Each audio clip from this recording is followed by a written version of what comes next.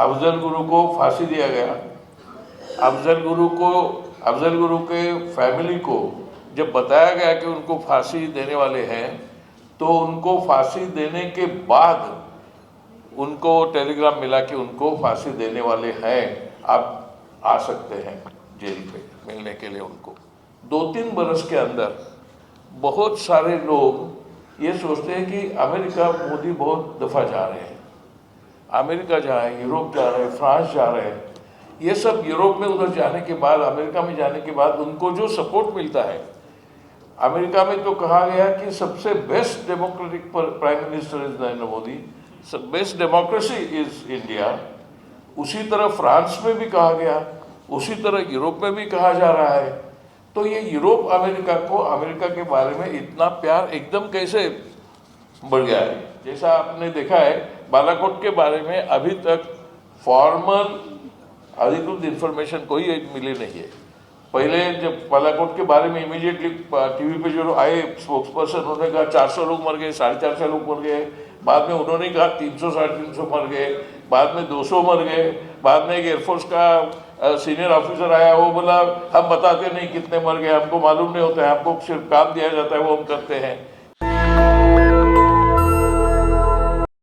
वो नेचुरल नहीं होती है, ये कोई नेचुरल ट्रेजेडी नहीं है। पुलवामा ये नेचुरल ट्रेजेडी नहीं है। इसका मतलब किसी ने उसमें उनका हाथ है, कॉन्स्पिरेसी है। वो किसकी कॉन्स्पिरेसी है इसकी बाद में चिंता करेंगे, संशोधन भी करेंगे। लेकिन उदाहरण के तौर पर हम कह सकते हैं कि जब 9/11 में, मतलब 11 सितंबर 2001 को वर्ल्ड ट्रेड सेंटर पे ऊपर अटैक हुआ गया था, तब अमेरिका ने भी उसको वाइट वॉश करने की बहुत कोशिश की। लेकिन बहुत सारे मीडिया हाउसेस ने और बहुत सारे एक्सपर्ट्स, इंजीनियर्स और इंटेलेक्चुअल्स और जर्नलिस्टों ने ये दिखाया कि वर्ल्ड ट्रेड सेंटर ये कोई अपघात नहीं था और ये घातपात भी नहीं था, ये कॉन्स्पिरेटोरियल attack from with in the state. American establishment के, अमेरिकन स्टेट के कोई प्रतिनिधि या कोई एजेंट उसमें शामिल थे, उसके मदद के सिवाय वर्ल्ड ट्रेड सेंटर के ऊपर अटैक नहीं हो सकता था। मुद्दा यह है कि कोई भी ऐसी जो चीज़ होती है वो उसके पीछे कोई होता है।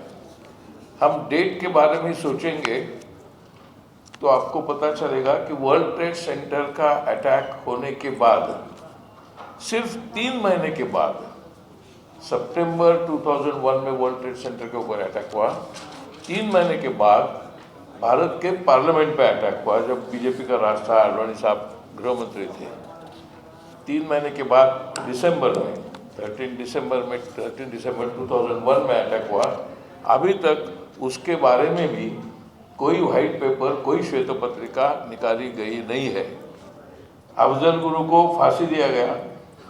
अफजल गुरु के फैमिली को जब बताया गया कि उनको फांसी देने वाले हैं, तो उनको फांसी देने के बाद उनको टेलीग्राम मिला कि उनको फांसी देने वाले हैं, आप आ सकते हैं जेल पे मिलने के लिए उनको। तो पार्लियामेंट के ऊपर जो अटैक हुआ, वो वर्ल्ड ट्रेड सेंटर के ऊपर जो अटैक हुआ, तो और इसकी हिस्ट्री पुरानी है। जर्मनी में हिटलर का जो कंसोलिडेशन ऑफ पावर चल रहा था, तब राइक्सटैग फायर जब हुआ, तब राइक्सटैग फायर भी हिटलर ने खुद ऑर्गेनाइज किया था। और राइक्सटैग फायर के बाद हिटलर ने अपने पार्टी में, अपने देश में जो उनको लगते थे उनके विरोधक हैं, उनको कम से कम 2000 लोगों को शूट कर दिया, मार दिया गया।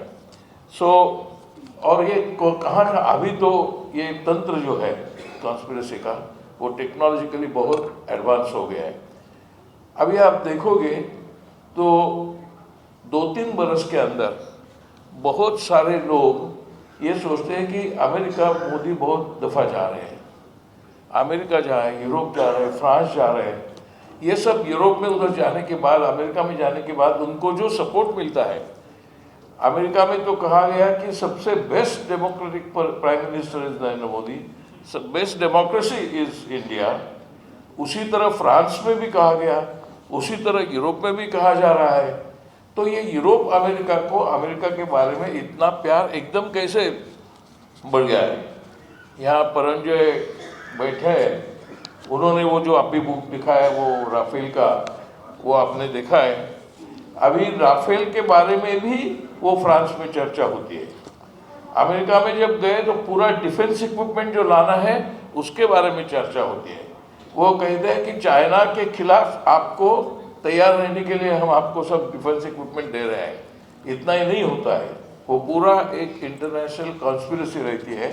वो इंटरनेशनल कॉन्स्पिरेसी में सिर्फ यूरोप नहीं है, सिर्फ फ्रांस और अमेरिका और बाकी यूरोपियन देश नहीं है। We must not underestimate the role of Mossad and Israel, which was also accuse in 9/11 World Trade Center के अटैक पे भी उनका नाम लिया गया था। उनका एक ही इंटरेस्ट है मेनली भारत में। उनके कोई फॉरेन मल्टीनेशनल कॉरपोरेशन नहीं है, लेकिन सब आज जो इंटेलिजेंस इक्विपमेंट है, पेगासस नहीं सिर्फ, बहुत सारे, वो सब आज इजराइल से आते हैं।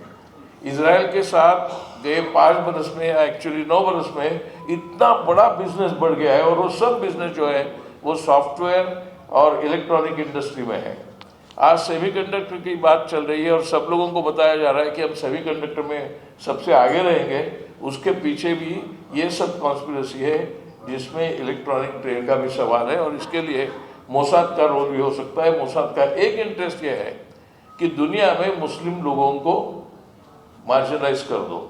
भारत एक बहुत बड़ा मुस्लिम राष्ट्र है, मुस्लिम लोगों का राष्ट्र है, और इधर मुस्लिमों के खिलाफ रहेगा एटमॉस्फेयर, तो वो इजराइल का ग्लोबल पॉलिटिक्स जो है उसमें मददगारक रह सकता है, मददगारक हुआ है। इसके लिए इजराइल भी इसमें है, सिर्फ यूरोपियन कंट्रीज नहीं है। एक मैं ज़्यादा नहीं बात करना चाहता, एक बताना चाहता हूँ कि गवर्नमेंट ऑफ इंडिया ने पुलवामा के बारे में जैसे श्वेत पत्रिका निकाली नहीं है, कोई कमेटी भी की नहीं है, उसी तरह पार्लियामेंट के अटैक पे भी की नहीं थी। मैं अभी ऐसा सजेस्ट करूंगा, दूसरे किसी ने किया होगा तो मुझे मालूम नहीं, कि मलिक जैसे जो लोग हैं, मलिक जैसे लोग हैं, प्रशांत भूषण है यहाँ पे, ऐसे लोगों की तरफ से, ऐसे लोगों के नेतृत्व में एक people's committee to investigate in Pulwama should be made, in which top experts in military affairs, RDX वगैरह, कहाँ से आता है RDX, जैसा बताया गया, कहाँ से आता है RDX? वो RDX इजराइल से आया या पाकिस्तान से आया या चीन से आया या अमेरिका से आया, अमेरिका की मदद से आया, हमको कोई मालूम नहीं। वो पीपल्स कमेटी डिसाइड करनी चाहिए, ऐसा मुझे लगता है। और दूसरा बात हम रखना चाहिए दिल में कि और कोई एक धमाका इस तरह का जिसके बारे में चर्चा हुई कि वो अयोध्या के टेम्पल पे भी कर सकते हैं या दूसरा कुछ कर सकते हैं, POK के ऊपर फेक अटैक कर सकते हैं, तो फ्रेंडली अटैक भी हो सकता है। जैसा आपने देखा है बालाकोट के बारे में अभी तक फॉर्मल अधिकृत इंफॉर्मेशन कोई मिली नहीं है। पहले जब बालाकोट के बारे में इमीडिएटली टीवी पे जो आए स्पोक्स पर्सन, उन्होंने कहा 400 लोग मर गए, 450 लोग मर गए, बाद में उन्होंने कहा 300 350 मर गए, बाद में 200 मर गए, बाद में एक एयरफोर्स का सीनियर ऑफिसर आया, वो बोला हम बताते नहीं कितने मर गए, हमको मालूम नहीं होता है, हमको सिर्फ काम दिया जाता है वो हम करते हैं। इस तरह की सब जो चर्चा होती है, इसका मतलब उनको वो कुछ छुपाना चाहते हैं। वो क्या छुपाना चाहते हैं, ये पीपल्स कमेटी जैसे कि मलिक, प्रशांत भूषण और दिग्विजय सिंह और बाकी लोग की तरफ से हो सकती है, और उसमें सब पार्टीज भी शामिल हो सकते हैं। और ये सब पार्टीज ने गवर्नमेंट को भी लिखना चाहिए कि आप पहले सब चीज़ें बताओ, ये हमारी देश की सुरक्षा के लिए आवश्यकता है। मैं ज़्यादा कुछ कहना नहीं चाहता, सिर्फ ये कहना चाहता हूँ कि Modi is not the only democratic leader in the world as said by Biden. He is the most dangerous fascist in this part of the world. Thank you. National Dastak की आपसे गुजारिश है कि अगर इसको बचाना चाहते हैं तो नेशनल दस्तक को सब्सक्राइब करने के लिए रेड कलर के सब्सक्राइब बटन को दबाएं, फिर बेल आइकन की घंटी दबाएं। नेशनल दस्तक को बचाने के लिए बहुत जरूरी है कि हर खबर को शेयर करें, लाइक करें, कमेंट जरूर करें।